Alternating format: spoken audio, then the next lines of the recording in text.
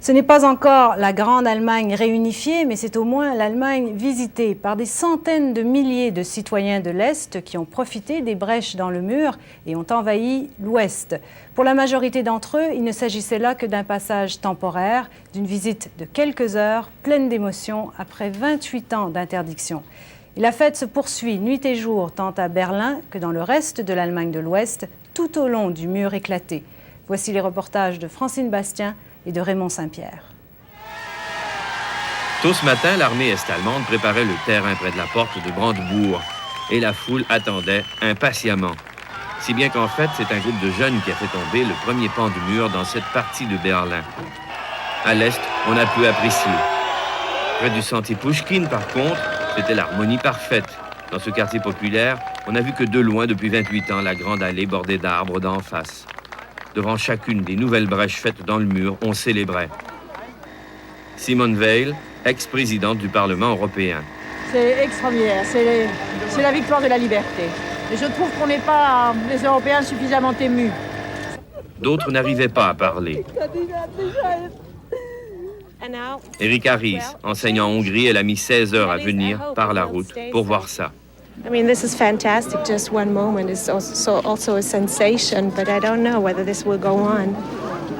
That's still the future to tell. Albert Eskenazi, conseiller financier, est venu de Cologne. Après la fête, ce sera la joie qui va continuer. Ça va durer, ces réformes? Ça va durer sûrement, sûrement. Tout au long du mur, on se serait cru dans une mine. Certains voulant ramener des souvenirs, d'autres se défoulant sur ce symbole de l'oppression. Tout s'est passé tellement vite qu'on a encore du mal à y croire. Le mur s'en va. En tout cas, la population aujourd'hui s'est littéralement déchaînée sur ce mur, comme pour s'assurer qu'on ne reviendrait plus jamais en arrière, pour s'assurer qu'on appliquera bel et bien les réformes arrachées par le peuple d'Allemagne de l'Est. Ici, on fête encore, on s'inquiète peu des répercussions de tout ce qui s'est passé ces 3 derniers jours.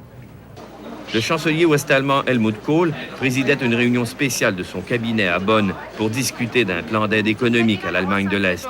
Il verra Egon Krenz, le nouveau numéro 1 est-allemand, d'ici la fin de l'année. Les Berlinois de l'Est ont profité en masse d'une aide économique instantanée, le cadeau de bienvenue qu'on leur remet à l'arrivée, une $60. Banques et bureaux de poste étaient assiégés. On voyait des queues longues de 2 à 3 kilomètres. Il en est venu au moins 500 000, rien qu'à Berlin-Ouest. Une telle vague humaine qu'on a dû laisser tomber tous les contrôles à la frontière. Juste avant la tombée de la nuit, l'artère principale, le Kudamm, était déjà noyée de monde. On attend une autre nuit de fête. Suzanne Bégin, une enseignante du Québec, vit ici depuis 14 ans. Il y a eu une peur aussi avant que ça vienne. Hein. On a dit, mon Dieu, qu'est-ce qu'on va faire avec tous ces gens qui viennent, qui veulent s'installer ici? Il y a des problèmes de chômage et de tout ça. Mais là, c'est plus la même chose. C'est fantastique.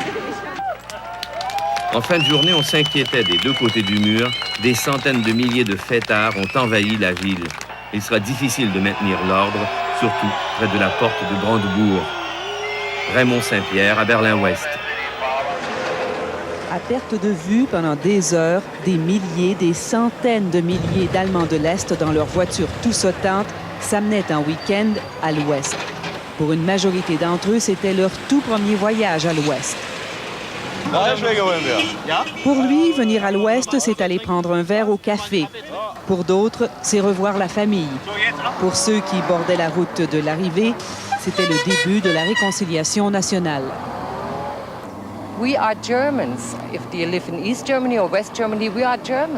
Nous sommes Allemands, dit cette femme. Nous sommes tous le même peuple. De frontière de la honte, la frontière entre les deux Allemagnes est devenue, en 24 heures seulement, le témoignage le plus bouleversant en faveur de la réunification des deux Allemagnes.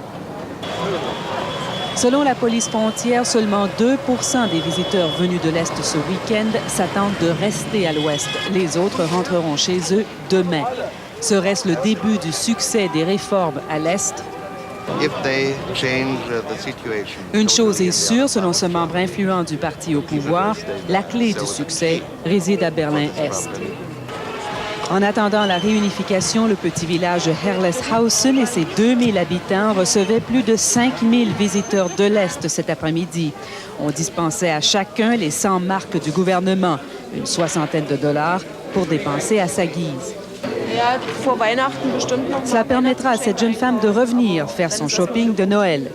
Mais les autres se sont précipités sur l'épicerie du village pour faire provision de denrées introuvables chez eux.